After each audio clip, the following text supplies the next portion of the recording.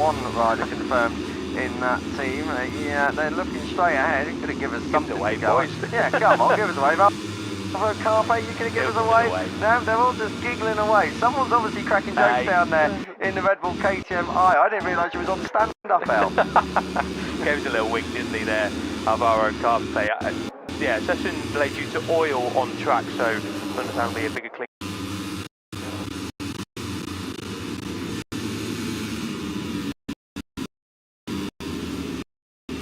Quite interested to see exactly what they're laughing at, so maybe next time the camera we can have the rider and pan round quickly and we can have a good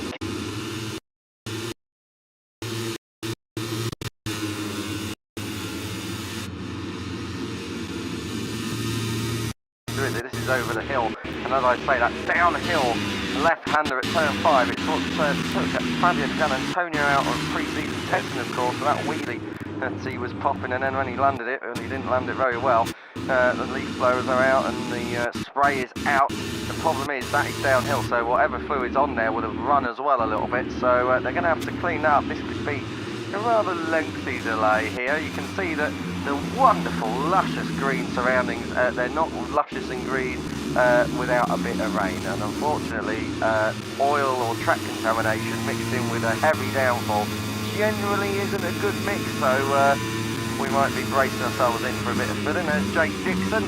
Clap eyes on him while you can in Moto2, because he's off the Supers next year. World Superbike, what a coup that is for World Supers to have Jake Dixon on a factory Honda, and the way that thing has been going in the hands of Xavi Vierge, that is very, very exciting for the number 96. This is Eddie O'Shea and his crew chief Paul Williamson. They're just checking out the track conditions. The thing is, it has stopped raining now for about an hour over here in Sepang, so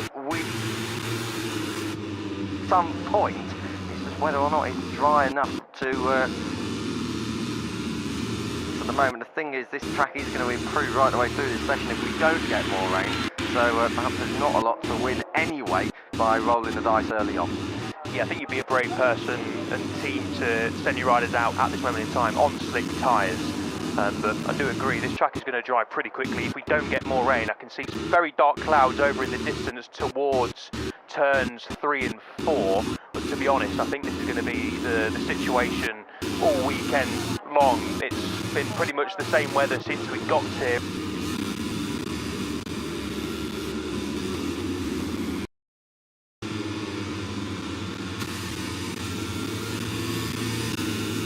Keeping the fans away from some of there's the maximum kilos flag, there's the Valentine Brony flag as well. Rookies, are you sure? That's brilliant. Whoever's come up with that, please.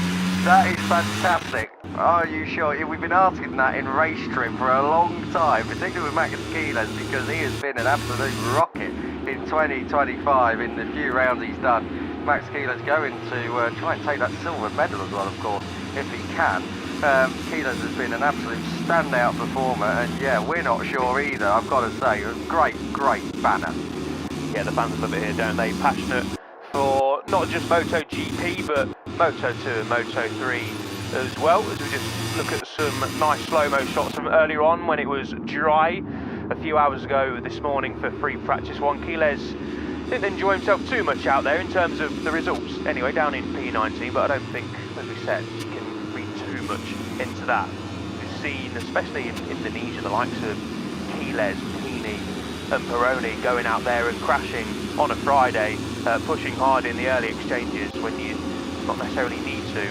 And conditions this morning weren't too bad, because we didn't see any crashes in Moto3, but tricky enough, you don't want to go out and just ruin your weekends first thing on a Friday morning. So a little bit of a slower start for some riders who we normally see further up the time sheet, the likes of Quiles, the likes of Pini down in 18th as well. For Osato, the last year's podium finish down in P23.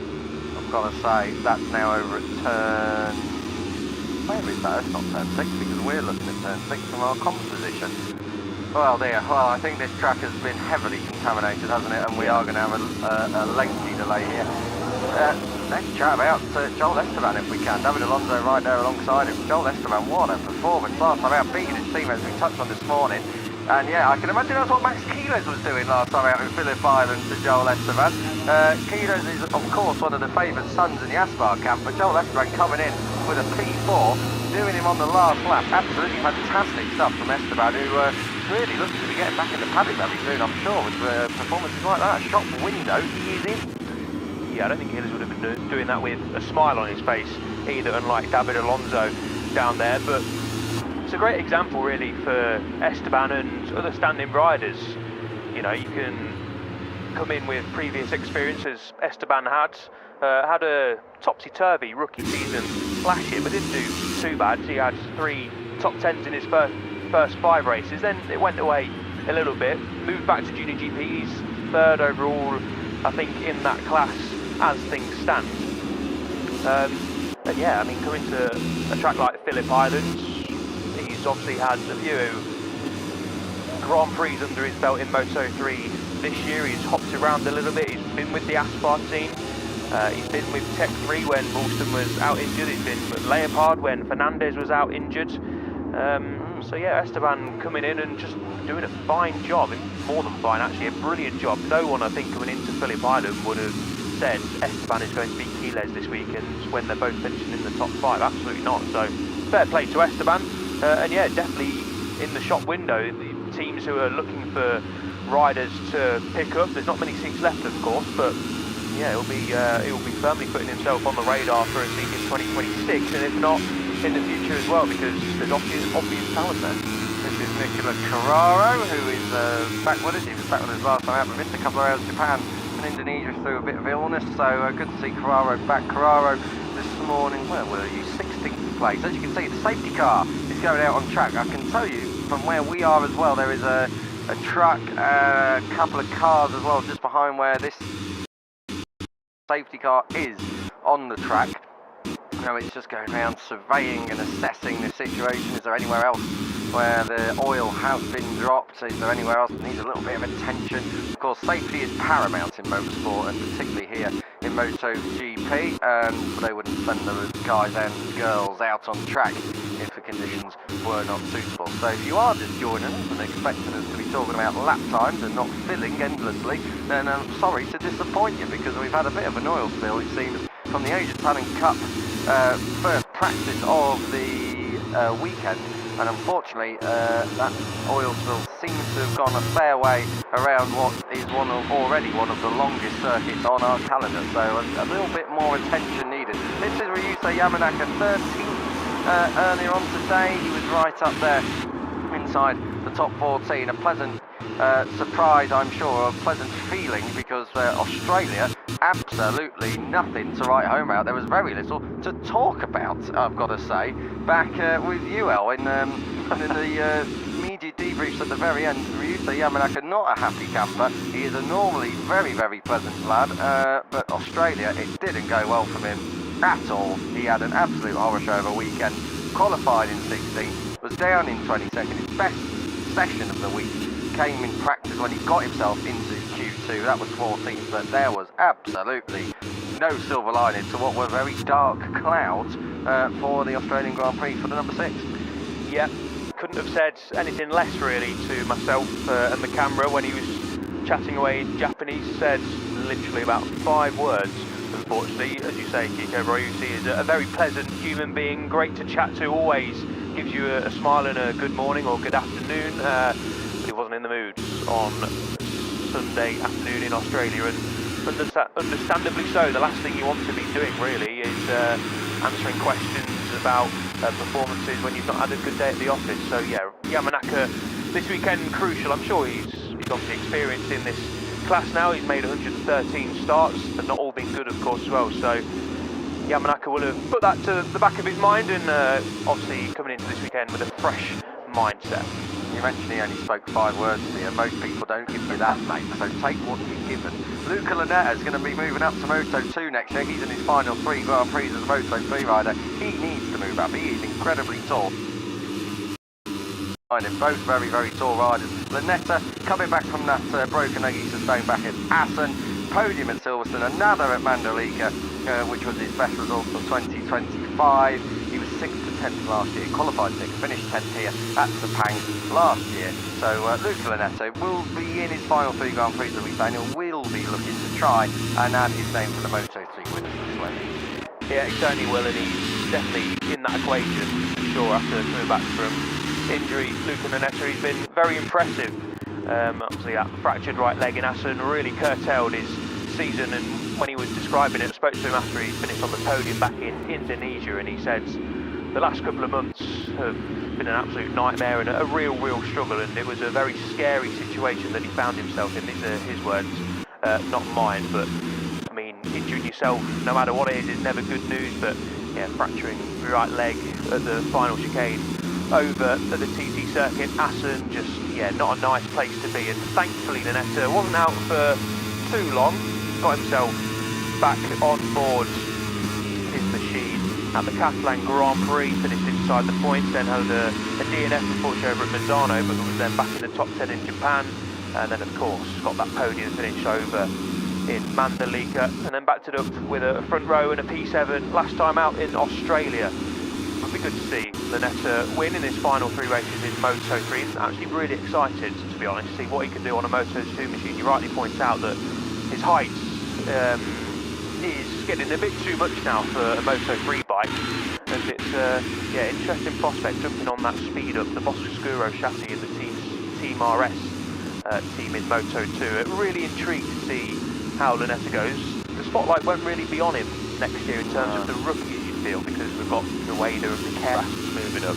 The world champion in Moto3 will always get a lot of the spotlight, just as David Lonzo has this year, but yeah, watch out for Luca Lunetto in Moto2. Those who don't get the spotlight don't often shine. We've seen Valentin Peroni in Moto3. He's been shining very strongly in 2025. We've had Danny Holgado who moved up, and I don't think there was a lot expected of him, but he has really taken the Moto2, at least in the second half of this season, like a duck to water. I can tell you, we are probably looking at a further 15 minutes from now until we are ready to rock and roll with Moto3 Practice. Obviously, as I was saying earlier, safety absolutely paramount, but this is not what the Moto3 riders would have needed. This is going to have a big knock-on effect as well for the rest of the day's schedule.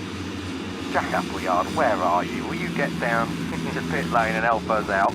Well, let me do it in a language you'll understand. Will you get down to pit lane and help us out? Session delay due to oil on track here. That's fairly obvious. They're not new Moto3 machines, I can tell you, down at turn 9. That is the big clear-up operation. Jose Antonio Ueda, though, taking it all in his stride. Your newly crowned world champion, and did it with the same amount of remaining Grand Prix as David Alonso managed to do last year. As we touched on earlier, Al, when we're going through 10 wins in a season, not many riders have been able to do that. In fact, he is only the 6th. I'm not sure we did anticipate a very much a replica of what David Alonso was able to do last year, but Jose Antonio Ueda has gone and done it, and he has done it in some style. He's looked by far and away, really, since we got back to the job. I think Jerez was a big tipping point, round 5, where he just cleared off at home in front of his friends and family and all his loved ones, and achieved a big dream to win at home, and I think that was just the start of things to come. Of course, he was already a championship leader by that point anyway, but I've got to say, Jose Antonio Ueda has been absolutely phenomenal. He has, pretty flawless really. The only 2, well, let's call it 3 blips. Last lap in Aragon, first quarter, slightly wide, still finished inside the top 10, and then yeah, just went on to be unbelievable. I believe we can go down to pit lane. We can. I think Jack's down there with someone who's very special. Jack, take it away and welcome. Yeah, it's nice to be down here, speaking for the very first time to Hakim Danis, the home hero this weekend. Of course, we expect you'll be making a full debut in the World Championships next year. So, firstly, nice to meet you, Hakim. How are you? Yes, nice to meet you too. I am fine, thank you. I imagine very excited to be making your debut this weekend. How did you find this morning?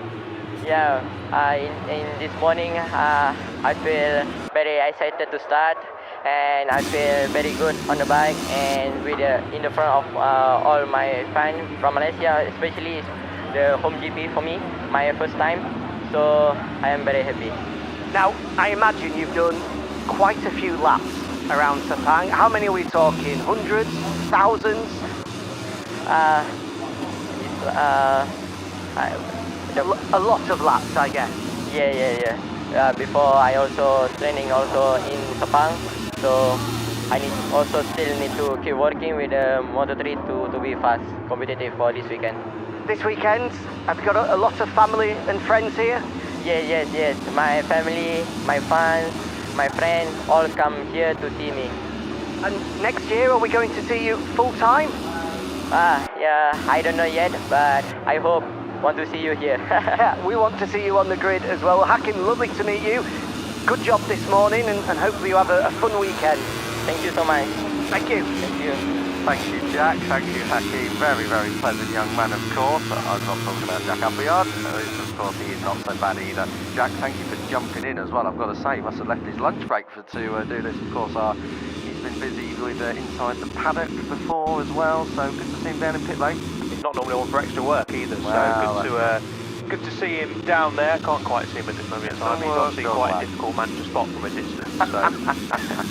So. But no, thank you, Jack. Hopefully more interviews come in. We are, expected to continue the delay for another 15 minutes or so, really. This is a big clean-up operation. You can probably see from your TV screens if you've been watching and you've not gone to stick the kettle on or turned us off by now, understandably so.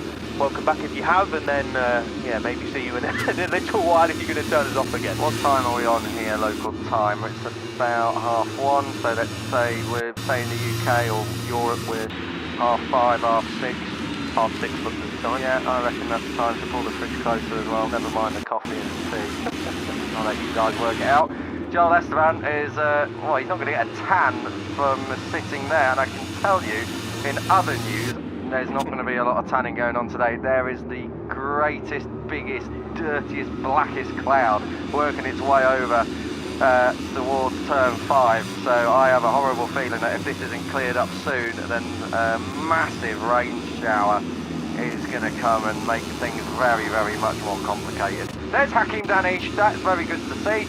Hakim Danish, of course, making his first appearance in Moto3 World Championship. He's in the Prince MSI MT Helmets camp this weekend. That's where he normally is, of course, back in Junior GP. Not in the exact same colours as the team, but with the exact same support that he normally gets back in Junior GP. Yeah, exactly that. Good to see Danish finally make his Grand Prix debut. As we mentioned earlier on this morning, he's a very exciting Malaysian coming up through the ranks, finished 3rd overall in the Red Bull Rookies Cup this year, got a win under his belt and 7 podium finishes, 2022 Asia Talent Cup champion as well, another one on the Asia Talent Cup production line. Their championship, if you're not aware, can be wrapped up, well, it will be wrapped up either way, with the final weekend of Asia Talent Cup action this weekend, so if you can, do tune into that, because we have an intriguing title race unfolding there between 2 Japanese riders. Hold that thought, Al. I was about to call you Jack Appleyard there. That's not Jack Appleyard. Has just come in our headset. He has someone else jacked out. Yeah, got Jacob Ralston with me, of course, the home hero from Australia last time out was having a brilliant ride before that small mistake cost him dearly, but Jacob, I've seen your Instagram posts, you're out there looking for a job, so I thought with this break, there's no better opportunity in front of the world that are listening right now for you to do a little elevator pitch, 60 seconds, to every Moto3 team manager to say why they should have Jacob Ralston on their bike next year. This is your opportunity, mate, so tell yourself, why should you be on the grid next year? Why shouldn't I, Jack? You know, it's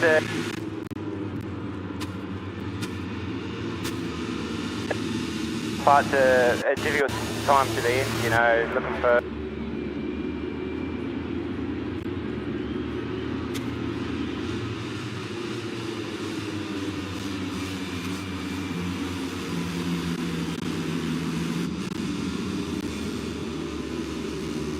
compete with teams and riders that are offering hundreds of thousands of euros. It's extremely difficult. So we'll wait, we'll be patient. Myself, my manager, my family, we're all working hard. But I just have to focus on riding, which is good. And I believe that I'm doing that in a decent way. It's something that some riders can get a little bit overthinking, but people know I'm looking for a ride, so that's it. There's not much more I can do except go fast on the track. So we'll keep doing that. We keep chipping away as well.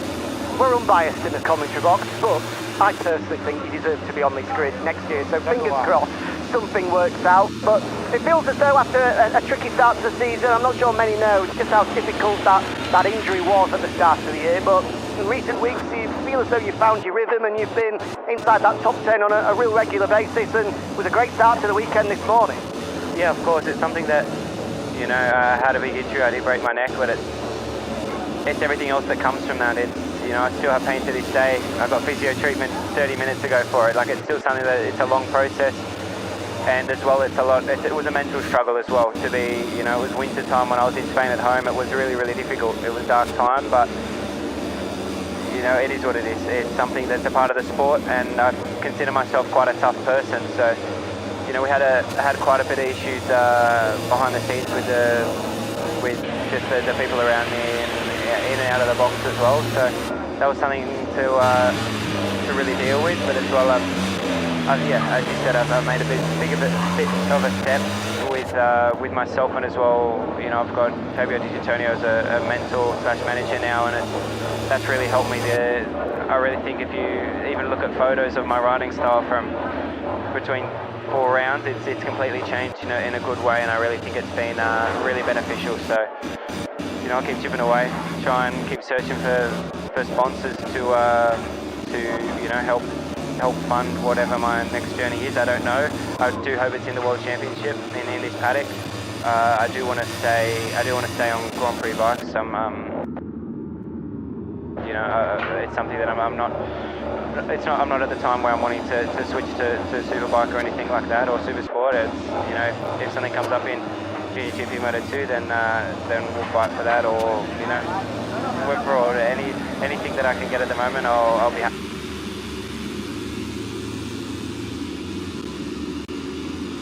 Journey in the MotoGP paddock has been a roller coaster one as well, up and down. So how valuable is it having someone like that in your corner that has walked those steps that you're going through now? It's something that you can't buy something like that. He approached me around Aragon time, and I was really, really surprised, and we had a meeting with him and his manager, and I was just blown away, to be honest. The stuff that he knew about me and the research that he'd done is something that, you know, I really valued, and to have him here is something that you know, I'm extremely grateful. It was you know, I'm a strong believer in things happen for a reason, and he came at a time that I needed him to really come about, and I'm thankful for that. And yeah, as you said, he hasn't had the smoothest of journeys, but he just keeps chipping away and doing what he loves and believing, and that's something that I'm going to be doing as well, and that's what they keep drilling into me, is just to relax and enjoy, even if it is my last few rounds of World Championship, to finish, you know, enjoying and making sure that I make the most of it, which I will. Well, Fabio's MotoGP career was saved with 3 rounds to go by getting a debut victory, so 3 rounds to go in this one, debut victory. Let's hope lightning strikes twice. Why not? You know, it started off this morning good, I'm feeling better in the wet, so yeah, why not? Let's see, get stuck in. Cheers, Jacob. Thank you, mate. Get stuck in. Wise words from Jack Appleyard, and wholly echoed up here in comms for Jacob Ralston. A lot of misfortune in 2025, and I've got to say, if he isn't on the grid in 2026, it will be a massive shame. The results don't tell the full picture, and Jacob Ralston's pitch to be on the Moto3 grid. I think, hopefully, someone out there has listened and taken it on board. Yeah, cheers for that, Jack. A good interview. Good to hear Ralston speaking so candidly. Of course, we're still waiting for the session to get underway. 13:50 predicted, or estimated, I should say, start time. But yeah, that's another 10 minutes or so away yet, and we could have further delays. But yeah, echoes those thoughts completely. It's a good point Ralston makes about Fabio Di Giannantonio being involved with Ralston these days. Saw it firsthand over in Indonesia. Ralston was in the media centre having a chat, and Digia was doing his media debrief, and then came over to speak to Ralston later, and they were just having a little chat, and Digia was saying, I'll make time later on, busy now with my stuff, but later on I'll meet you in the box and we can have a chat. Great to see MotoGP riders. We know with the likes of the VR46 Academy, you know, the Marquez brothers, they're heavily involved with the Keyless. Great to see MotoGP riders, passing on their wisdom, passing on their experience to these riders coming up, because it isn't a straightforward process. You don't have an easy ride in Grand Prix racing. This is elite level sport. You very, very rarely find a person who goes on to be successful. In fact, you never find a person who goes on to be a great success in sport who's just had a nice easy cruise up through the ranks to get to the pinnacle. That's just not how it works. Fingers crossed for Ralston that he can either be on this grid next year, or if not, find another pathway back into Grand Prix at some stage, because he's got the talent and he's got the people behind him to back him up and help them on the way as well. Worth noting, and it was a brilliant question from Jack down there as well, that a lot of it is about past experiences. We do talk about mentoring on track and rider coaching and spotting, but some of it, most of it, is all about navigating this minefield of negotiating rides, contracts, sponsorship deals, partnerships, how to pick yourself up when you are knocked down a little bit. So much of it comes from that high-end MotoGP experience that can be passed on through the ranks. Jack is keeping busy. Jack, who have you got for us? Yeah, we had the opportunity to welcome Hakim Danish to everybody earlier on. I didn't get a chance to catch up with this man on his debut last time out, but I'm here with Brian Uriarte, of course, has just won the Red Bull Rookies Cup, making his second appearance this weekend. Brian, good to see you. Welcome to the World Championship. Thank you, thank you. So, talk to us about Phillip Island. What a place to make your debut. Did you enjoy it? Yeah, well, it was very difficult because it was in difficult conditions. In the first practice was completely wet, and then finally I had a crash and I lost the first pre-practice. Then after, with the wind and some conditions that were very tricky, I was having some problems and I struggled this weekend, but well, I don't know. Here I feel better, and let's see. But also the conditions are quite tricky also, so let's see. I'll just enjoy it. Well, great to see you here. I'm getting the finger from your manager, Emilio, so I'm going to let you go before I get in trouble. Hopefully we'll chat some more next year, maybe in Parc Ferme. Let's see. Thank you. Cheers, Brian.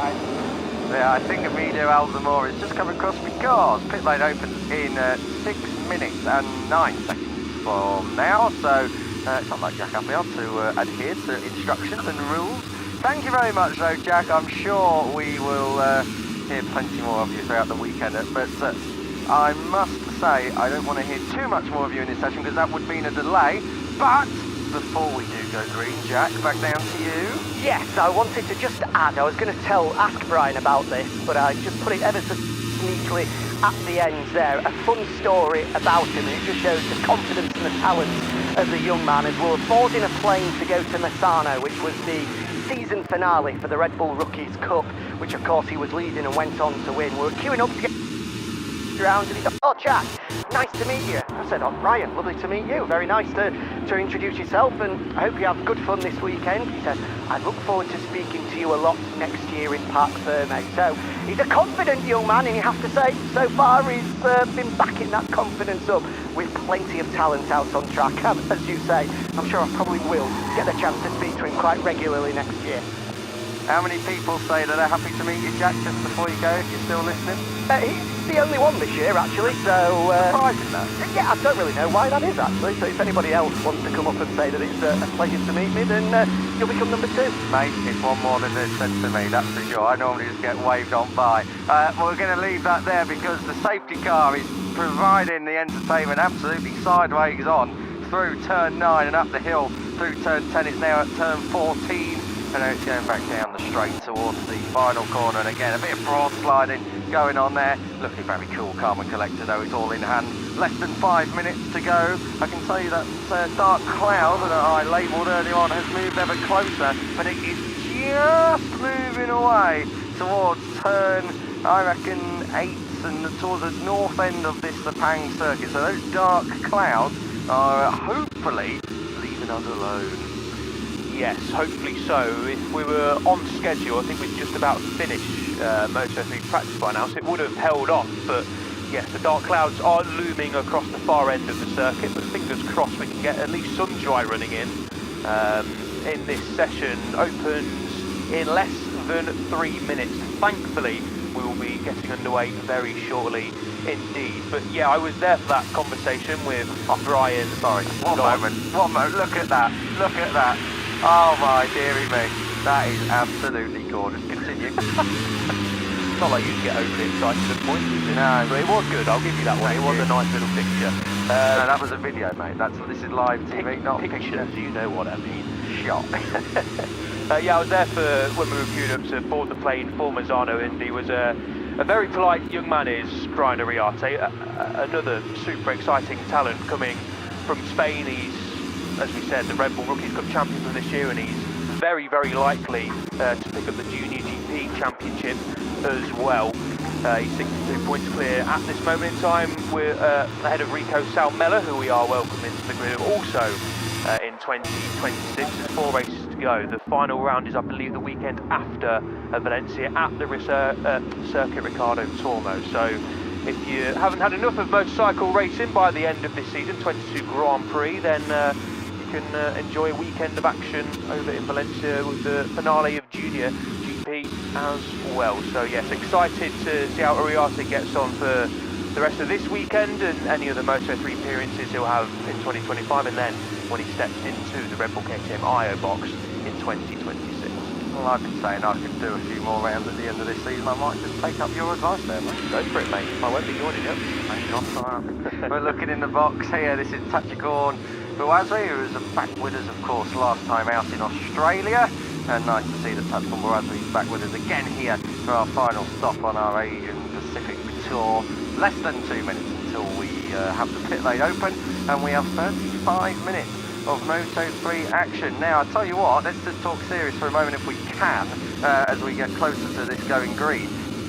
These clouds that are around, I know we keep banging on about the weather, but unfortunately in Malaysia and more walks of life it is a bit of a talking point. It is going to be absolute riders. Get out on track and get those bankers in, because here, when it rains, it pours. This track is probably going to dry out within 10 minutes, enough for slicks, I would say, but whether or not it gets much drier if it rains at the start of this session and what it is currently now in 30 minutes or so, I don't know. So it's massively important and imperative to get out there, get a lap time set, and don't throw it at the scenery. Yeah, from what I can see down the start-finish straight, there is quite a big dry line appearing. Around turns 4 and 5 and 6 there's a dry line. So yeah, to be honest, if you fancy a little bit of a gamble and don't want to waste time, which, as you rightly say, Kiko, we haven't got much time to waste if those very dark clouds are looming around this circuit, then get out there, get some slick tyres on and get yourself some bank lap times in, because obviously if it does rain and you've got a dry time in, then you aren't going to improve. So yeah, this is potentially going to be roles reversed. The first 10-15 minutes might be pretty frantic here in Moto3 Practice, then we might have a bit of a waiting game if the heavens do open towards the final 15 minutes. So yeah, we're about to get underway, less than 20 seconds to go. Everyone's excited, including us in the comments box. You can just see there the back of the picture. There is one of the dark clouds we can see coming over the final corner, and it all spreads out, as we say, around turn 6 towards the right-hand side of the circuit. That cloud looks like it's going to dump a whole load of water around this Sepang circuit. But anyway, we are now pit lane open, so the session is officially underway. Just on another thing that maybe you haven't been able to pick up, the wind has picked up quite a lot as well. Right opposite us, on top of the pit building, there's a couple of covers over some crates, and they were not flapping before. The trees just behind that are now waving in the distance. We are going to have a dramatic Moto3 practice here. I'll tell you what, that this title is already wrapped up. You can see everybody straight out down pit lane and out on towards the track at turn 1, and leading the way, it looks like Jose Antonio Ueda ahead of Luca Lunetta, and then it's a raft of KTMs, one of the Leopard bikes. That's the dark cloud that we were talking about just a few moments ago, but that is really not looking very healthy indeed for this session. But let's see what we can get underway here and see what lap times we have. I remind you this morning, fastest lap time at 2:10.979, 8.5 tenths covered the top 14 down to Scott Ogden at 2:11.8. It has since rained, so let's see what we've got here at Sepang in the opening laps, and let's see if we can have a close up on the tyres as well. Let's see what they're running. I reckon a few of them have gone out on wets there, you know, just to see what the conditions are like, because these guys haven't been out on the track. It's only been the safety car that's been out so far. Yeah, that's definitely slick tyre territory for sure from what we can see. Yeah, again there you can see all the way around the circuit. But it's not too dissimilar actually to what we saw earlier this morning. You can see the updated Friday schedule on the right hand side of your screen there. So it's going to be interesting to see. Can't quite tell from our angle at this moment in time what tyres the ride's on. Looks slicks all there. I assume Rueda is on slicks as well with the sort of pace he's setting on his outlap. Tricky situation this for the Moto3 riders. You want to push as early as possible because of what we were just saying, but also you've just seen a big oil spill clean-up, so you don't want to be pushing too much, and there are still wet patches out there, so this is a mix of wanting to push while it's still dry. They can see the dark clouds looming, but also got to go out there and not push too hard too soon. And that's definitely on slick tyres there. We will be notifying you as soon as we do see spots of rain. I can tell you things to look out for. The white flag with a red cross going diagonally across from corner to corner. That's the sign that it's raining in that sector. The other one, the obvious one, are those that are in uncovered grandstands start putting brollies up, because when it rains here it starts coming down in bucket loads. We're working our way down though towards turn 15, and we are going to have our first flying lap started in just a few moments time. Friday's schedule has been updated. Moto2 Practice coming up at 14:40 local time, 25 to 4 for MotoGP Practice, so we are going to be quite delayed for the rest of the day, but let's see if that has a big effect with the weather, because we know that afternoon thunderstorms here in Malaysia are a real problem and a real threat and possibility. Yeah, certainly so. Right then, 32 minutes to go. Let's see how long this rain holds off for, and if it holds off for most of the session, I'll be very surprised, but very thankful as well. Rueda first on the roads, and this is going to be all about just bedding yourself into this session, getting those tyres up to temperature, gaining some confidence in these conditions, and then going as fast as you can. Rueda first on the road, and he's looking pretty comfortable this weekend so far, is Rueda. I can just see Moodley, I believe, has just pulled into pit lane, so maybe Moodley, bit of a guessing game here, but potentially on at least one wet weather tyre, I'm not sure. Yeah, maybe he's coming in, he's either got a problem or wants to change onto slick tyres if he has indeed gone out there on wet, because as you can see the track is more than capable of having slick tyres. At the moment the important thing is that you want to be really careful on the curves, on the white line, because one crash, these Moto3 riders only have one bike. You don't want to have a crash in what is already quite a short session, and on a day where limited track time is a very real threat. Rueda is leading the charge though. This is down towards turn 9. This is where we saw some of the big clear up operation earlier on. We're going to follow him up through the hill at turn 10, over the brow of the hill, and then down in towards turn 11, and then dropping back down to 12 at 13. Rueda is going to be the first rider to set the lap time in about 35 to 40 seconds time.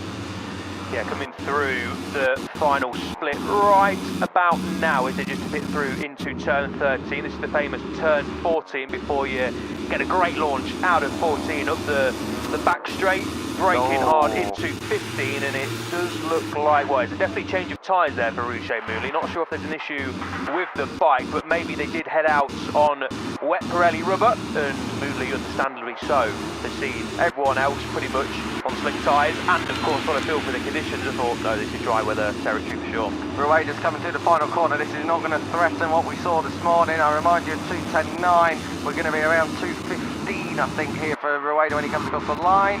2:16.1, of course, that is the first fastest lap of this session, and behind 2:15 straight away for the likes of Marco Morelli, Valentin Peroni, Brian Uriarte. Those three are in the 2:15, so the pace isn't actually that far off what we were able to see this morning, but they just need to have a clear run of things to get into the groove here at Sepang. No shock, but our local wildcard, Hakim Danish, has gone up to the top of the 2:51. He's hit the ground running as we see Jacob Wilson just coming up the inside of the 22 of David Almanza. Marco Morelli with a perfect view of that. He's in P2 and just behind these two up ahead of him. Top Malaysian who knows this track like the back of their hand, tracking Danish to the top of the time sheets by 0.6 of a second on his first lap at 2:15.1. Top job done from the wildcard rider. Of course, we're going to see those times tumble already in that first split. Hakim Danish is over 3/10 under his fastest lap time. Morelli's in a very quick group, and Ralston and Almanza are having a nice little battle there, just beating each other up, which is probably not what you need to do at this moment in time, boys, but Ralston clearly feeling comfortable on that number 12. Yeah, indeed, and Ralston obviously had pace this morning, was actually there in P2, just half a tenth away from P1 and Figueras. Figueras in his first lap has gone 4. We pick up Danish now, who's got Joel Kelso right behind her. I'll tell you what, Joel Kelso could probably learn a thing or two from Danish here. Danish running right out to the curb and on the line, so he knows his way around it. It's pretty dry out, I've got to say.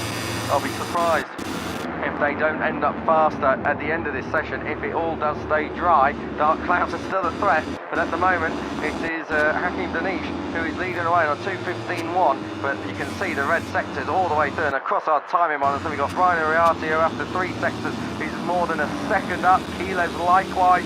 So I've got to say, we are going to have, well, Ralston's 1.5 seconds up as he came through the 3rd sector, so we've got a lot of time left in this lap yet, and quite a lot of time to try and get a lap time back. Yeah, Ralston 1.5 seconds up and overtook Almanza at least twice from what we've seen. The Australian backing it in into the final corner. Quiles also, but gets it all sorts of wrong on the number 28. Ralston, Almanza and co do run a little bit wide, but that corner is off camber, and you can take a variety of lines. If you do run wide, you can hook it back up to the apex and get a run out of the final corner. Ralston, of course, did lose plenty of time there, but still goes top of the time sheet, 2:13.6. To be honest, looking at it from our angle, temperature will have risen. Air temperature has risen up to 30 degrees now, so temperatures are warmer, but track conditions in terms of small wet patches around look pretty similar, so I think the riders will be getting pretty comfortable pretty early on. Indeed they will, and of course they're already a couple of seconds off what they were able to do this morning, so if this stays dry, I reckon we'll be going a lot quicker than this morning. Quiles versus Pini, what are we having a look at here? This was Morelli versus Pini down towards turn 15, but that was the moment in the foreground for Max Quiles, and he is exiting stage right. He goes straight on, but keeps out the grass and out the gravel, so good stuff from Quiles. Didn't lose a heap of time and saved a lot of time repairing the bike in the pit. Back to the action live on track. This is over at turns 7 and 8. Tyler Rosato up there in P2 at the moment, already halfway round this lap. He's just over a tenth or so up on Ralston's side. Ralston's ahead of this group at the moment, just with Almanza, Quiles, Pini, Morelli, and this rider, Tyler Rosato, the number 72 at the back. Yeah, podium finisher here last year was the number 72, second place as the team look on. That's for Rossi Oyama, of course. The team manager Peroni just getting it a little bit wrong there through and into turn 11. The Argentine, who has plenty of experience in training modes on this circuit, not in Grand Prix mode though, so a fresh challenge for Peroni and the rookies this weekend. But this is going to continue to get faster and faster as the riders continue on their way. Quiles, after making that mistake, that's not what you want to do. You can see the splashes of water being kicked up on the exit there. That's going to cause you to lose time. Got to be careful then into the next braking zone, the heavy braking zone, of course, of turn 15. Quiles gets it a much better that time around. Goes to the top of the time sheet here. They always just wince when Quiles comes to the line. Quiles, what's he got? 2:13 flat, and that is the fastest time of the session ahead of Pini. Ricky Rossi having another great session here already. I know it's early, but 2:13.350 for Ricky Rossi at the moment, puts it provisionally in the top 3 and through into Q2. This is the replay we saw. And it's just what we were saying, running out wide across the curb and dropping a wheel. What you want? No, that's not the line that you want to be using on the exit of turn 15, and just a little bit of a warning for Quiles and co, just to not stray too far offline, because as we mentioned, we've had plenty of wet weather. There's not too much on the exit of turn 4 there either to play with, so if you get it a little bit wrong, it can cost you dearly. But Quiles still managed to set the fastest lap of the session so far, and we're understandably seeing on our timing screens lots of yellow crash helmets appearing. Rouge Moodley, I can tell you, is back out on the circuit, which is good news for the South African, and Nicola Carraro has to sit up out of this one. The only rider who hasn't set a lap time is Noah Detzweiler now, so obviously there's a problem down there in the CIP Green Power. Not to go out at all, I've got to say. Scott Ogden is out there on 4 laps, so I'm not quite sure what's going on down there, but no, Jadwal, the number 55, rider from Switzerland. So, he has got back out on the track. He's in 25th place. What am I talking about? But he's in the pit. Someone's not gone out. Who's not gone out?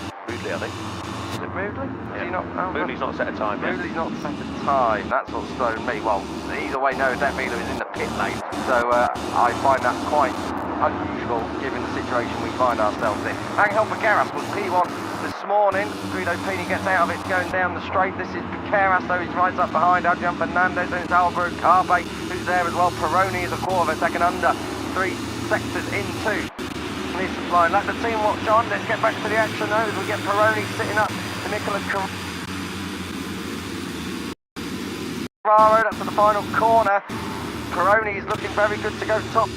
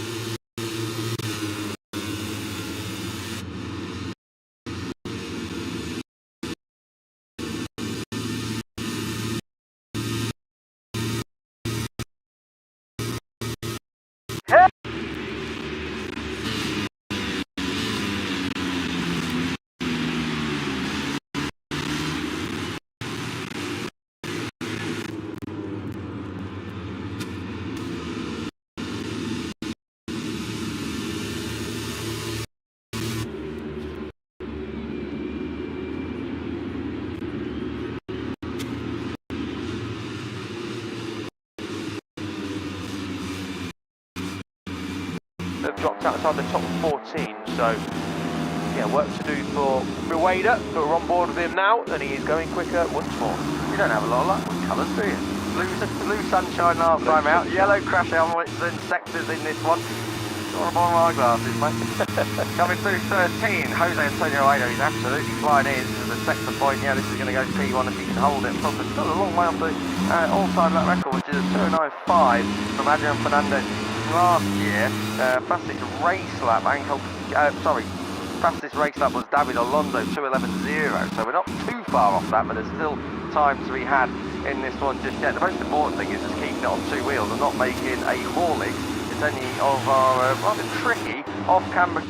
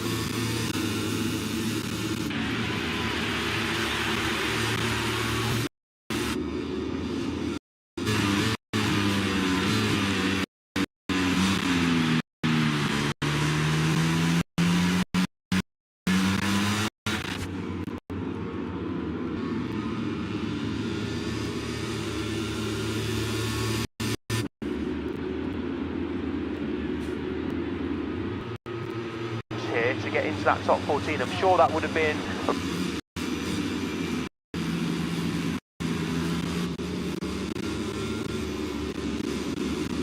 Well, very.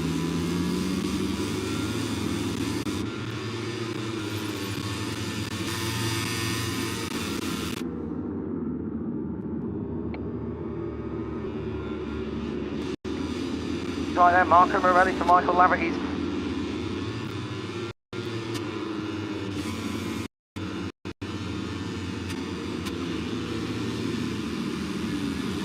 Best season, but definitely the full time.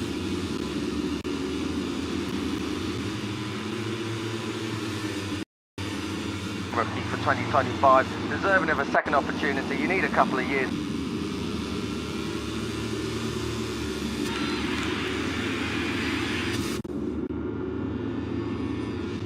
So encouraging signs down there for Michael Laverty's outfit, and at the moment encouraging signs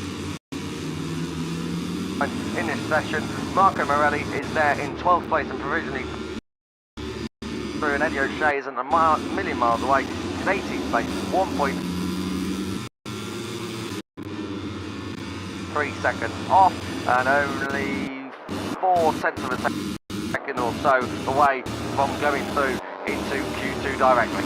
Yeah, always good to chat to Michael Laverty, always up for a chat, which we much appreciate. A very wise gentleman, of course, and yeah, was chatting about the team earlier, and definitely some positive notes coming from Michael's mouth, which was good news. And as he mentioned earlier on, we are expecting to see O'Shea on the grid full time next year, and I think for O'Shea to have a bit of consistency, the team to have a bit of consistency on that side of the box as well, and to welcome in Joel Kelso, who Laverty is very, very excited about, and it's given, I think, the team and Michael a big boost to welcome in a very experienced rider, a podium finisher, and a potential race winner before the season ends as well. So yeah, exciting times, hopefully coming the way of the Grid NLab team in 2026 with a new, well, a fresh lineup on one side of the box with lots of experience coming in, and also O'Shea looks like he's staying as well, which is good news. Yeah, and of course, you know, in Michael's own words this morning, Joel Kelso is a coup, so that's very, very encouraging that the team know that it hasn't been their best season. They know they've got to do better, and when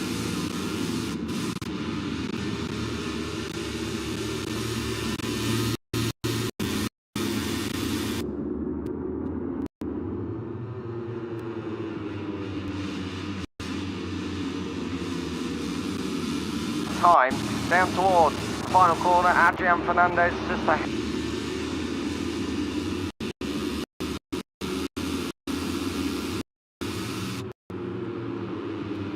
Head here off the Keras, a little bit of a moment on the brake in. This corner was reprofiled.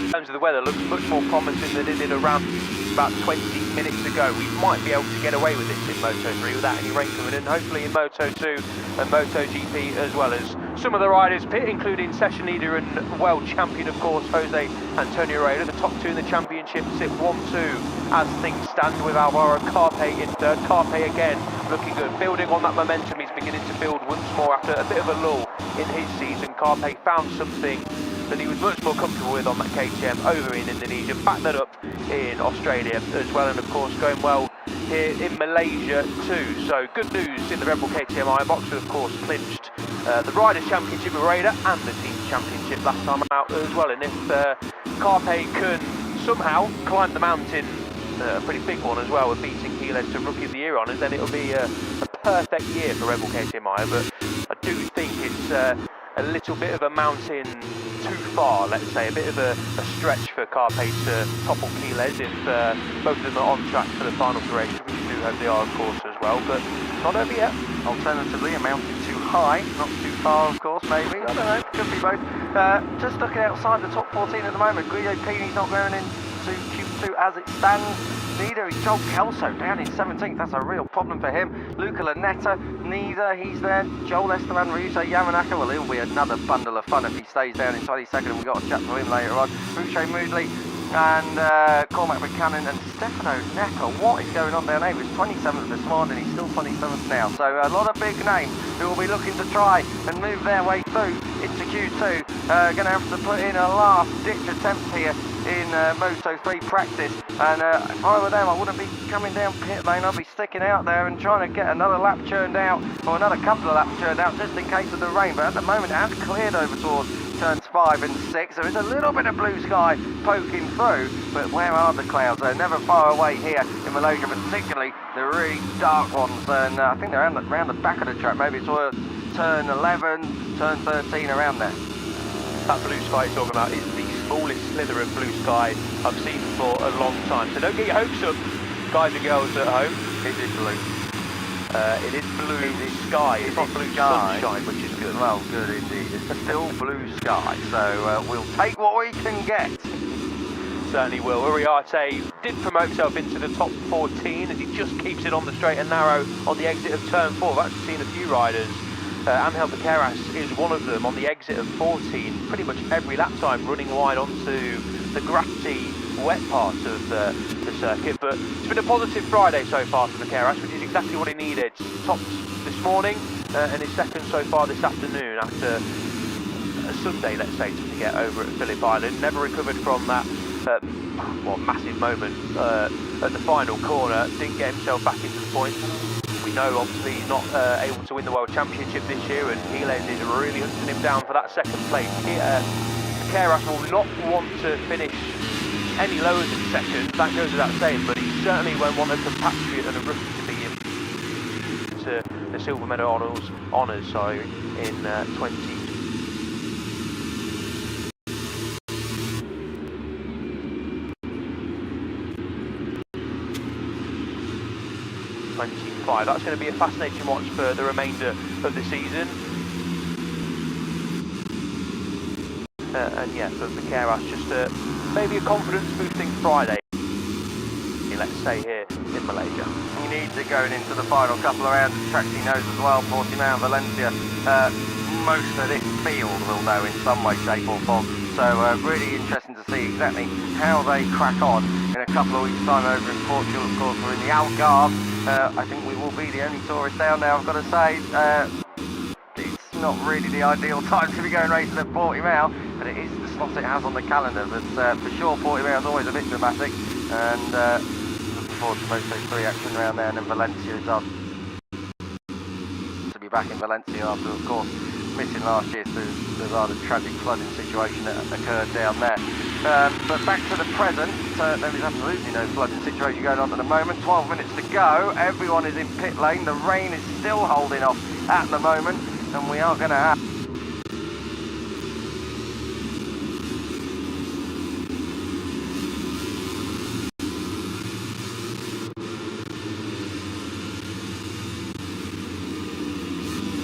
course as well back in Jerez. Matteo Bertelli was a pole hounder during the year. Smoothly shown pace. Buchanan likewise. Stefano Nepper, well, he was in Q2 not that long ago and finds himself right off at the back of the field, but 1.1 seconds adrift of the rider ahead of him. So we saw Stefano Nepper struggling this morning, struggling this afternoon too. Yeah, 4.1 seconds off isn't going to cut the mustard, unfortunately. For the 658 Quadricorsa team, Paolo Simoncelli.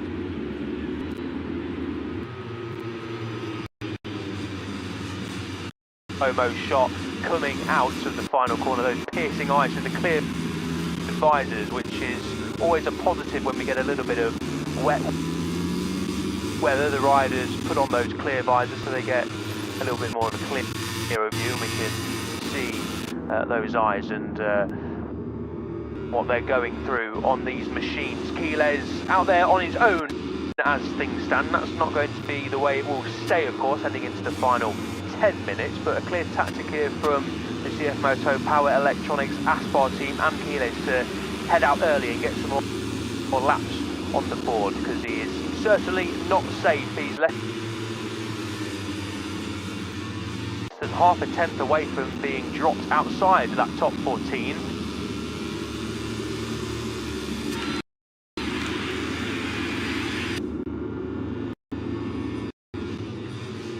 Like the Suzuka 8 hour there, there's everyone absolutely pouncing at the same time.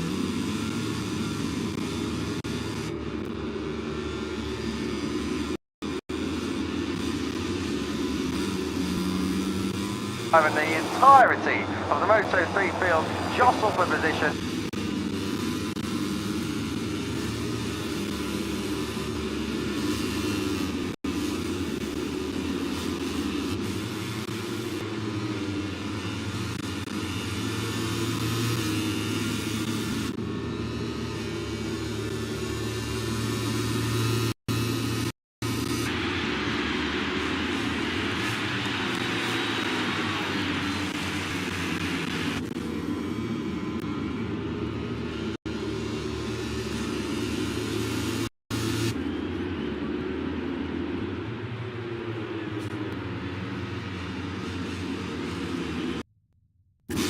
laps, perhaps, if everything goes smoothly. Definitely 3.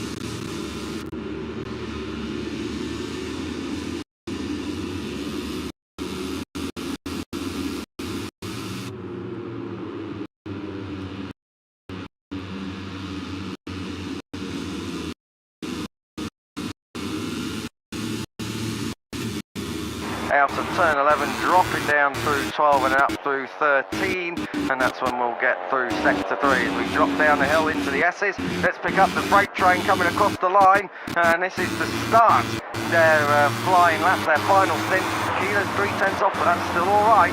That will put him well up inside the top 10 if he can hold that to the line. Yeah, so everyone then has chosen to follow the world champion Jose Antonio Rueda. Adrian Fernandez, incidentally, is around about 2 seconds. You can, well, Scott Ogden actually coming out of pit lane, but Fernandez has cleared off into the distance ahead of this group. Quiles is just finishing his first time attack. Turn 15 to go. Does he get it right? He does, so now he's got to squirt it to the line, get the head behind the bubble, and see what lap time he can set. Fernandez clearing off on his own, as we so often see him do in Moto3 practice. Quiles to the line. This will go top 3. Yes, indeed it does. On a wire 2:12.229, so a little bit of time still to find. Conditions not absolutely ideal, but Quiles doing very well indeed. I'll tell you what, we might have to go some more then. We have got red sectors galore. We have got Carpe, we have got Piqueras, we have got Yamanaka. Who else is on a good one? We have got all the way down to Stefano Nepper, who's 4/10 off, but that's the time he needs. He's really sluggish at the moment and slouching all the way down in the last place is Stefano Nepper. So a load of personal best and red sectors right across our timing monitor. Pini as well. Jose Antonio Rueda is at the front of this group. Where's Hakim Danish? What's he got? Yeah, he's a quarter of a second under as well. So this is all going to run until we get to the checkered flag here. And let's see what times we all end up with. We could have a very jumbled up Moto3 Q2 order all coming through. Piqueras is trying to pick the pocket of Tachkor Bouazri. It does so. Bouazri in turn is just a couple of tenths off. That's probably not too bad for Bouazri. I mean, all these guys are going to improve, but Bouazri could do with a decent marker like Angel Piqueras to give himself a chance of getting into the top 14. Tell you what, Rueda got that wrong coming through turn 13 and into 14, so this lap time has got away from Rueda in terms of potentially going top of the spot. He's going to get a nice bit of slipstream to gain a bit more time, but Rueda could find himself hanging, well, outside the top 14, because as you can see from the timing tower on your left-hand side, there are so many red sectors here, and if Rueda isn't going to set one, nor a personal best, as Adrian Fernandez out of shot, goes P1, Carpe is surely going to go top of the shops here on the 83. Hakim Danish behind him, but where does this leave Rueda? He's not going to improve, and then you can see him slipping down the timing screens.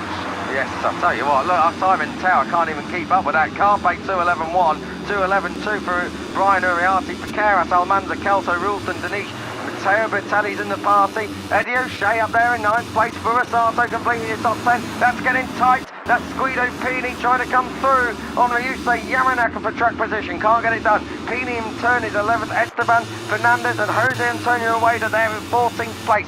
We are going to have a couple more fast laps, perhaps 3. This lot should get round for a third, but that will be that. So not a lot of time, and I tell you what, any misdemeanors and yellow flags, that scrubs off a set of laps as well.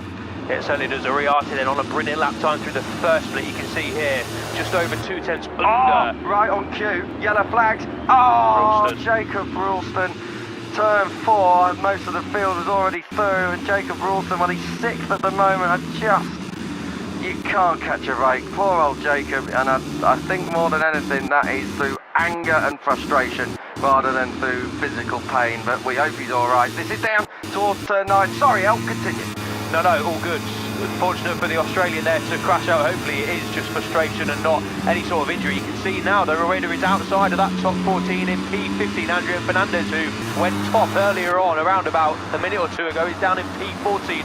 Ralston is in 6th as things stand, so it might be session over in terms of being on the bike for Ralston, but he still could squeeze into that top 14. Rueda though, the pressure is on for the world champion. I mean, he doesn't need to finish in the top 14. His job is done for the season, but it's not going to stop him from wanting to win the remaining 3 races. He's not been outside of Q2 this season as things stand. The only rider to not be in Q1, and he'll be wanting to keep that record up. He really will, and this is probably the biggest challenge he's had. The yellow flags go in as the Adrian Tunning Cup riders watch on down towards turn 15. Jose Antonio Rueda, what is this going to be? I wouldn't put it past this going top 10, I've got to say. Rueda looks very, very good, unless he lost a bit of time in that final corner. Across the line, it goes top 5, so Jose Antonio Rueda gets the job done.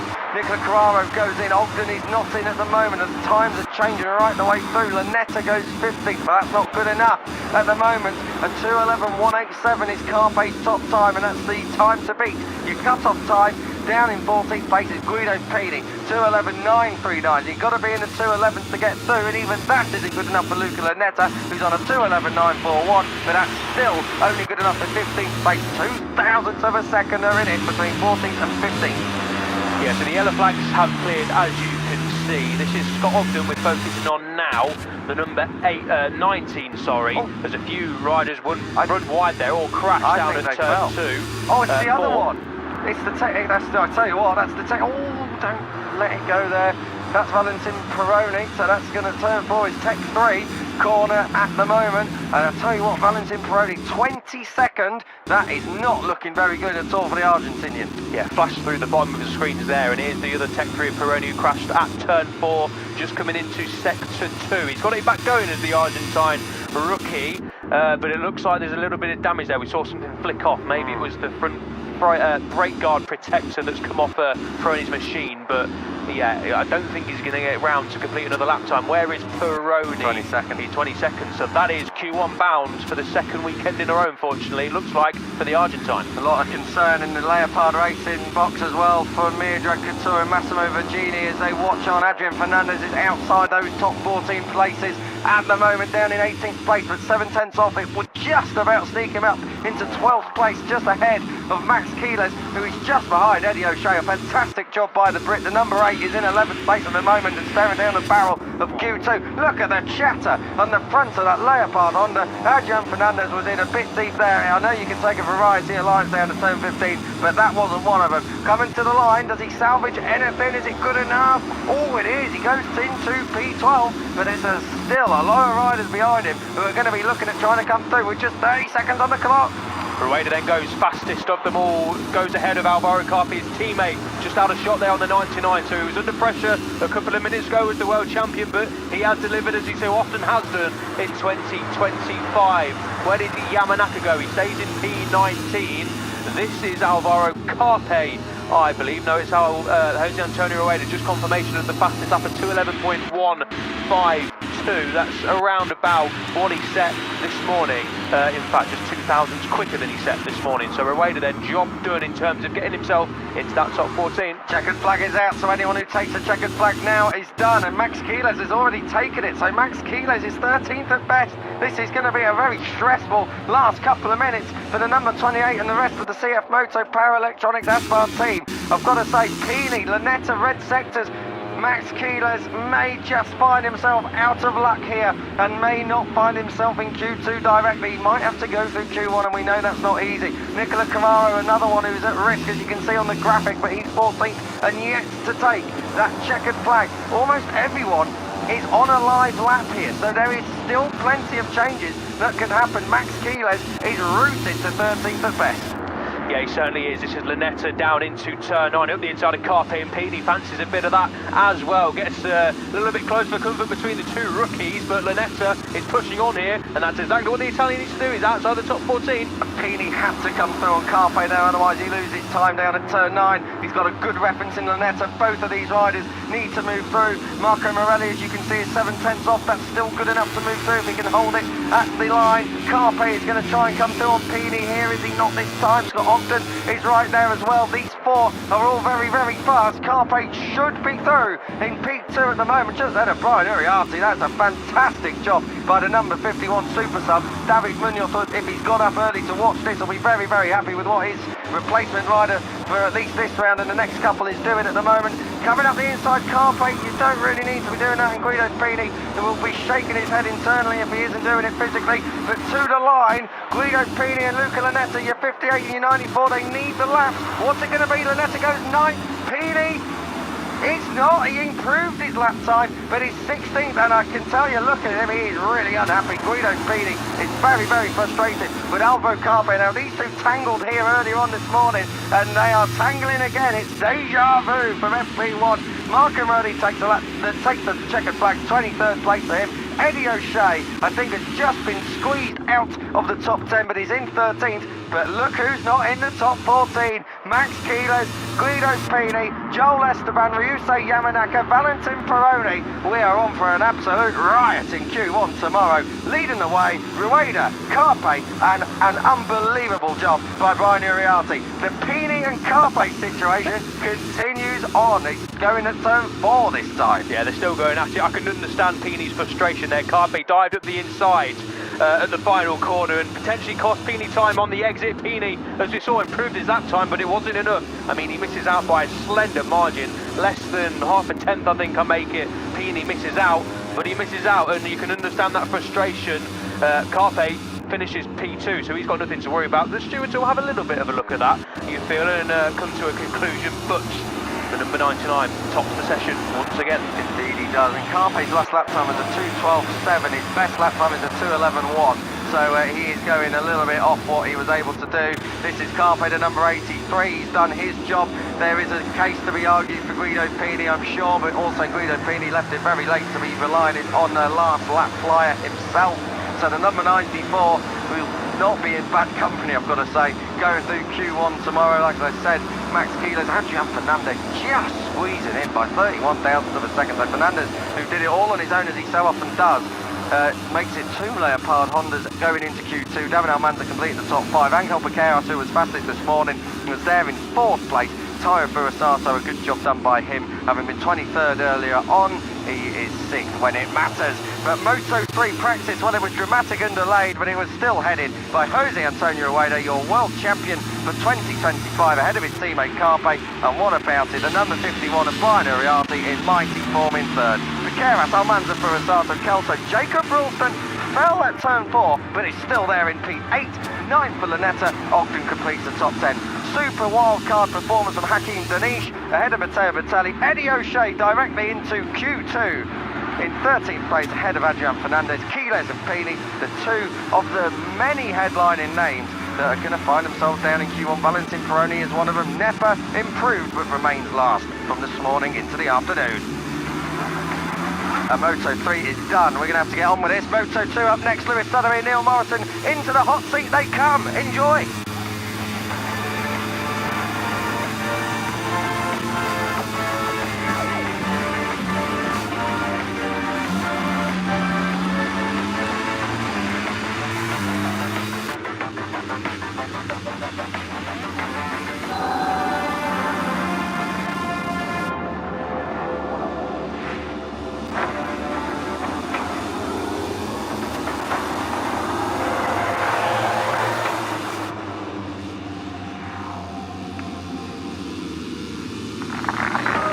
And I've seen the professionalism develop. I've seen the way the players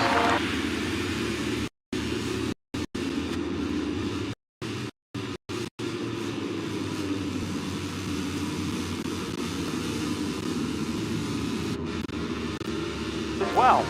That remains to be seen. Has got a little bit dark again. With us earlier on this morning for the MotoGP Practice 1 session. It got dark and very wet very, very quickly. Here's how we finished though this morning in Moto2 Practice 1, and it was a good morning for Jake Dixon. Fastest overall. His margin of supremacy, not really done justice there by the 10th of a second he had over Albert Arenas, David Alonso, Daniel Holgado for Aspar, Diogo Moreira, the leading title contender, certainly of those right at the front. 5 riders, including Dixon, are still mathematically contention, but there's the big 2. It was Moreira faster of the 2 earlier today. Celestino Vietti is 6th from Tony Arbolino. Aaron Canet, Ethan Guevara, and the under fire points leader, Manu Gonzalez.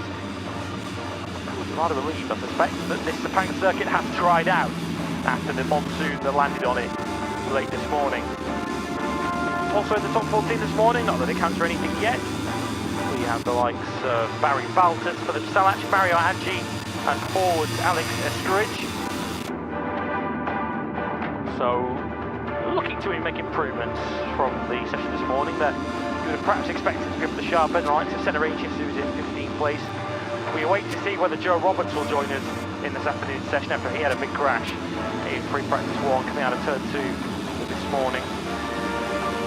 Morgan last year's pole sitter, he had a crash this morning, was left him down in P20.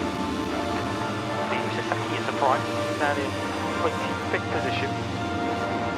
But truly, no time count for nothing, except for a nice guide for us as to what we can expect this afternoon. Practice coming up, where 14 riders will book their place through to qualifying 2. Those who fail, well, they have to try their luck in qualifying 1 tomorrow. Diogo Moreira ending the morning in 5th place. It was a morning dominated in the large part by Jake Dixon. We are looking for any psychological point scoring in this morning session. Neil, his first blow to the Brazilian.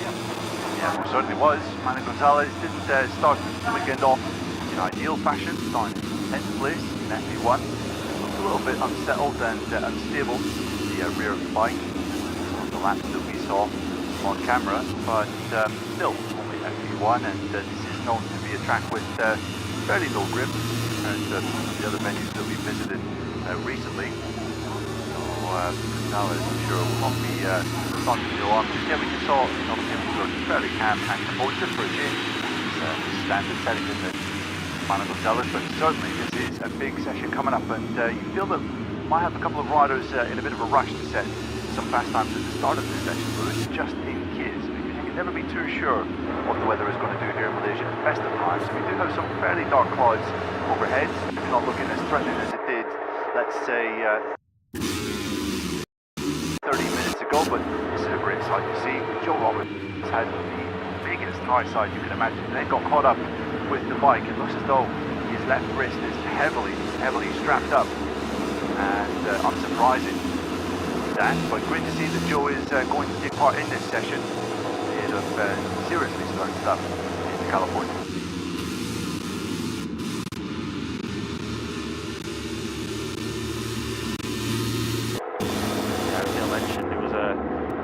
For the American earlier on this morning, which cut his practice run short. So we'll keep a very close eye on his, see how full apart he takes. Well, say fortunately, he had to hit the wrist, but it was the left wrist for